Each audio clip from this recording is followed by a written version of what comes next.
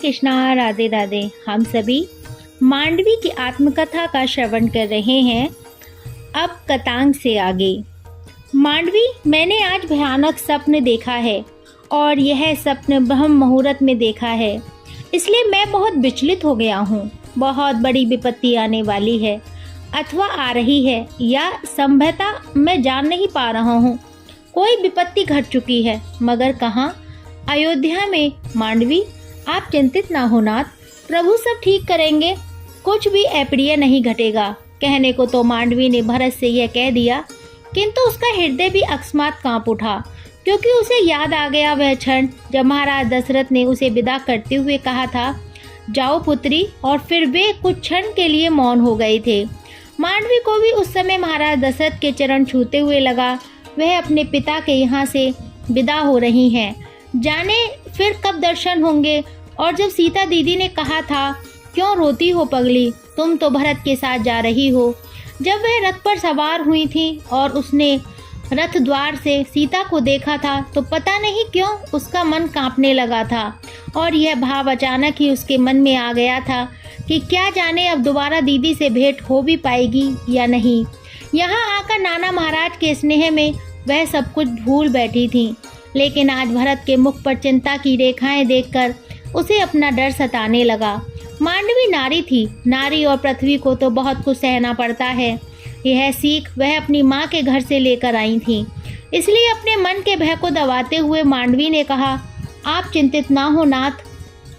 भरत यकायक उठ बैठे। उन्हें किसी भी प्रकार से चैन नहीं पड़ रहा था।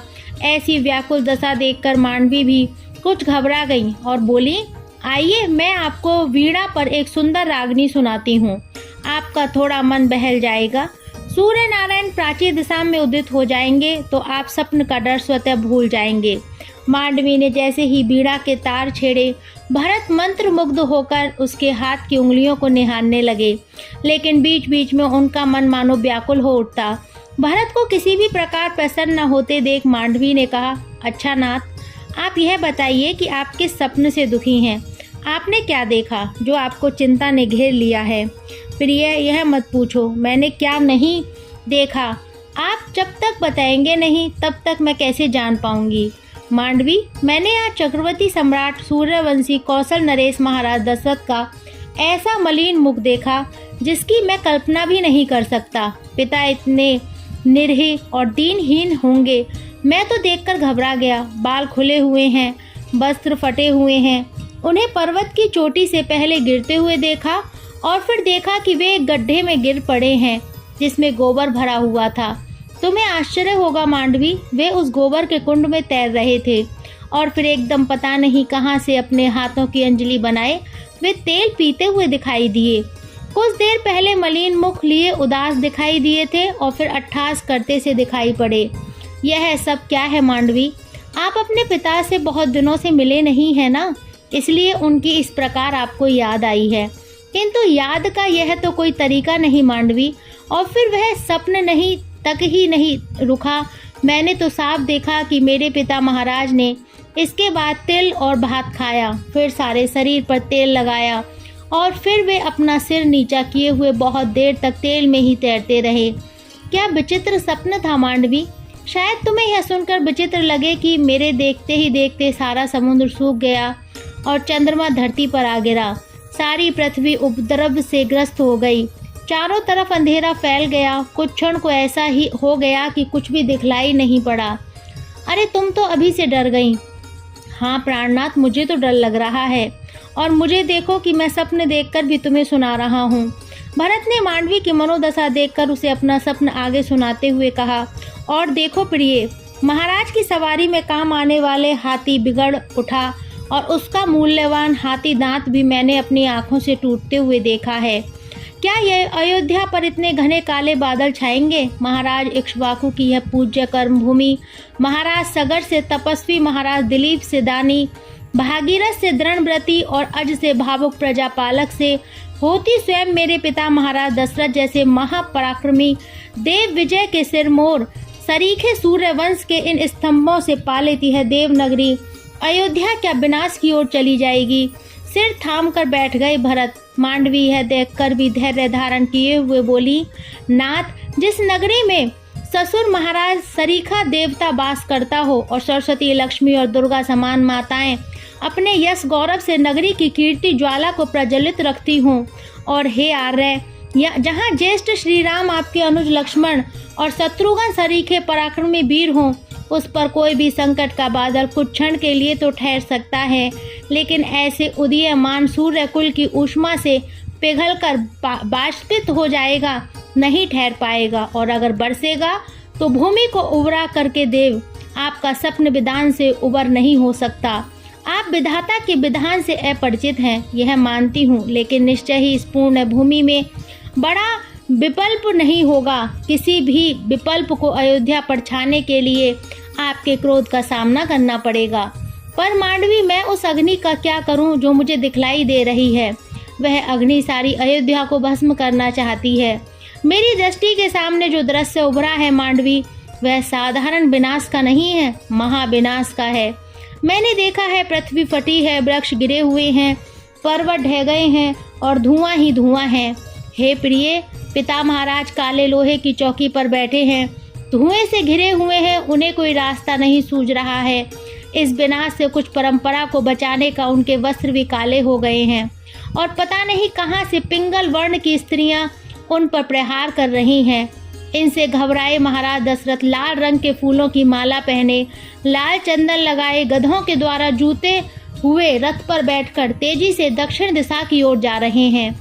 पता नहीं एक अपरिचित स्त्री, शायद विकराल मुख वाली राक्षसी, मानो वह कोई यम शक्ति हो, भयावह अट्टहास करती हुई उस रथ को खींचकर लिए चली जा रही है। मुझे तो लगता है कि पिताश्री अथवा राम या लक्ष्मण, इनमें से किसी एक की मृत्यु अवश्य भावी है। इस स्वप्न का मारक योग मुझे साफ दिखलाई पड़ रहा है। हे प्रिय, जो मनुष्य स्वप्न में गधे जुते हुए रथ से यात्रा करता हुआ दिखाई पड़ता है, उसकी चिता का धुआं शीघ्र ही देखने में आता है। यही कारण है कि मैं दुखी हो रहा हूँ, मेरा गला सूख रहा है। आप बैठिए, मैं अभी जल लाती हूँ। मांडवी पास ही जल पात्र से पीने के पात्र में जल उड़ेल कर ले आई और भरत को देते हुए कहा, लीजिए, जल पीजिए, को शीतलता मिलेगी। क्या शीतलता मिलेगी मांडवी? यदि अनिष्ट हुआ तो निश्चय ही बड़ा मारक होगा। आप विश्वास कीजिए नाथ, विधाता के कर्म के प्रतिकूल कुछ नहीं होगा। जैसा उसने अयोध्या के लिए विधान रचा है वही होगा। आप अनावश्यक शंका ना करें। पता नहीं कितनी देर भरत और मांडवी इस प्रकार स्वप्न के परिणाम की संभावना के बारे में सोचते रहे। उन्हें तो ज्ञात ही नहीं हुआ कि सूर्य उदित होकर अपनी रश्मियां बिखेरने लगे और वे अभी तक विचार के अंधेरे में घिरे हुए थे। इस समय मांडवी और भरत इसी दुःस्वप्न में डूबे हुए थे और भरत की यह दशा मांडवी भी सोच के सागर में डूबती उतरती भयग्रस्त हो गई। किस तरह हंसते खेलते दौड़ते भागते जीवन के इस मोड़ पर आ गई। वह माता पिता के यहाँ कभी किसी प्रकार की कोई चिंता की बात नहीं थी, और ससुर गृह में भी तो अभी आए हुए समय ही कितना बीता था कि यहाँ ननिहाल आना पड़ गया। किस तरह सूर्य निकलता है पूरे आंगन में और उत्फुल्लता बिखर जाती है और धीरे धीरे समूचा खिला हुआ गंध पुष्प रात्रि में अपनी मादकता से और पूरे उन्माद से सुरभि युक्त कर देता है पूरे अंतः स्थल को।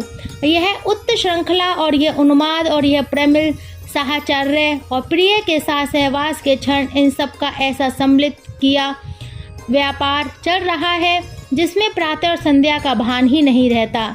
यदि कोई अनिष्ट हो गया तो शायद पहली बार काल रात्रि से साक्षात होगा। वैसे जीवन सुख और दुख का संतुलित मिश्रण है।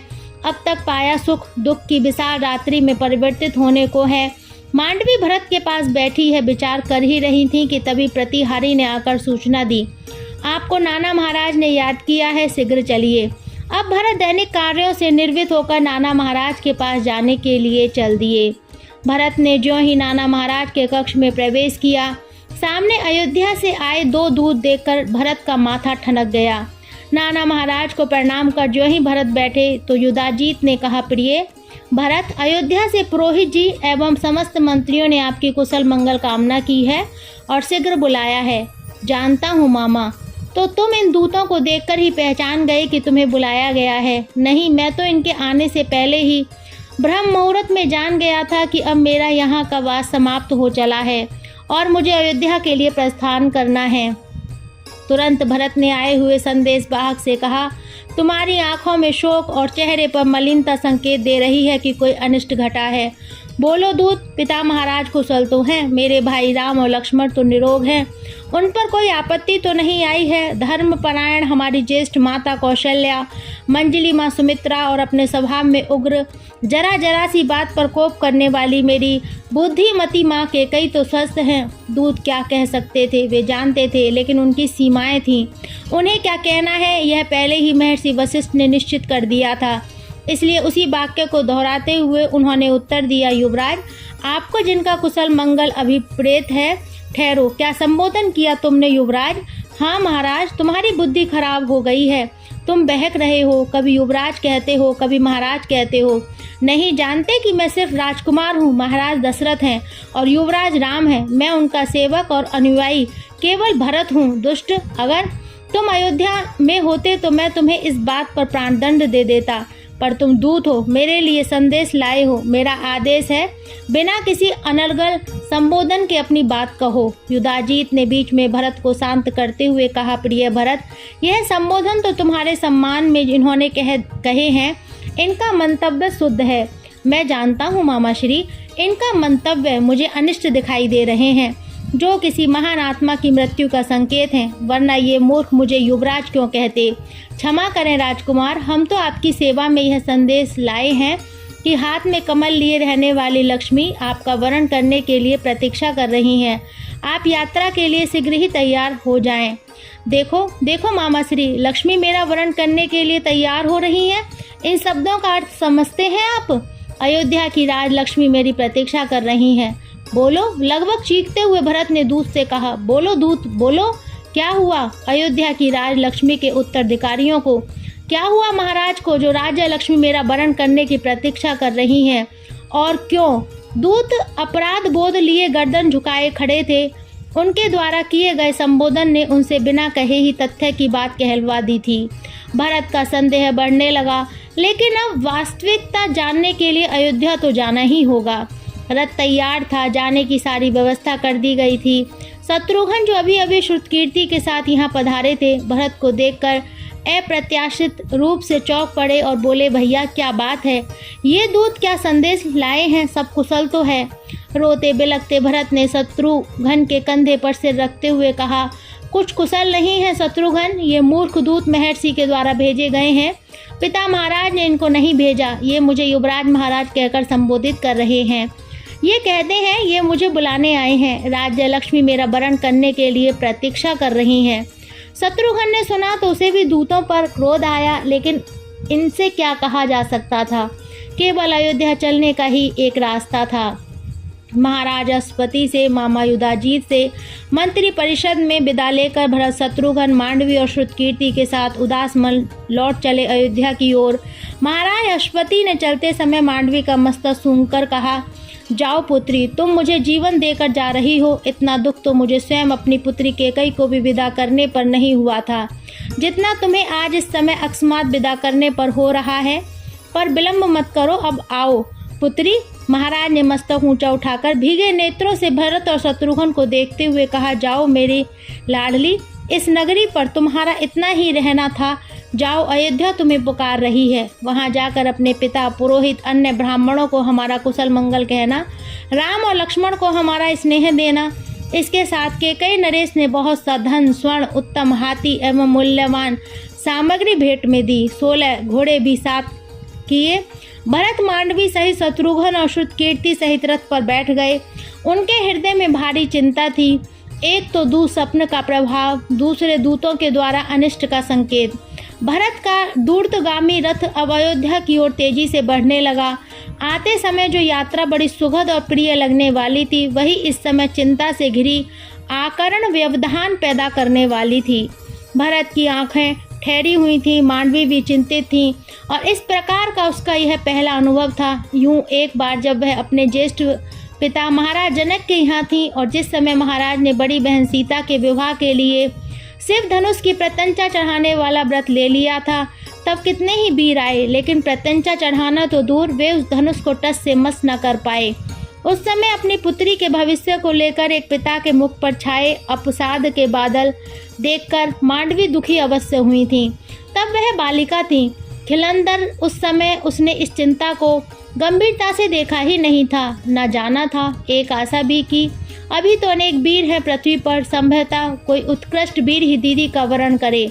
आज इस समय लौटने की बेला में मार्ग में भरत के चेहरे पर छाई गहन अवसाद और चिंता की रेखाएं मांडवी की विचलित करने लगी थीं। एक राज्य पुत्रवधू के लिए दुख का स्थान ही कहाँ होता है। और फिर अयोध्या जैसी नगरी, महाराज दशरथ जैसे ससुर, कौशल्या, सुमित्रा और कैकेयी जैसी माताएं, राम जैसे ज्येष्ठ भ्राता और लक्ष्मण शत्रुघ्न जैसे देवर, महर्षि वशिष्ठ जैसे गुरु और सुमंत्र जैसे आज्ञाकारी राज्य मंत्री। ऐसा संयोग दुर्लभ होता है जिस प्रकार मांडवी अपने भाग्य पर इठलाया करती थी। यह प्रसंग यहीं विराम लेता है। इससे आगे का प्रसंग हम कल श्रवण करेंगे। हरे कृष्णा, राधे राधे।